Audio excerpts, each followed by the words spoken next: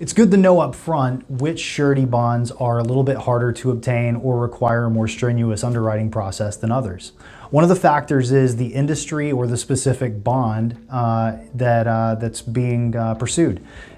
Depending on the industry and depending on the particular state or jurisdiction, the sureties may be more hesitant to write a bond where there's been a lot of claims in the past.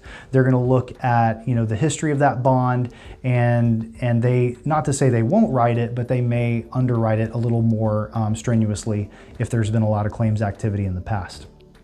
The second thing is they may look at the credit or the financials of the principal of the party required to get the bond, and if those financials are thin or maybe not as established as they'd like, or there's been a couple bad years, they may underwrite that a little more strictly as well. They may ask for a little bit more information. They may ask for the owner's personal financial statements, and just to make sure that they understand the risk that they're getting involved in.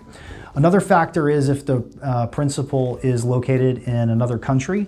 That's not to say there are not indemnity agreements that will cover that, but generally speaking, there's going to be a higher level of underwriting if a company is needing a bond that is in a different country than the one that they're in or formed in.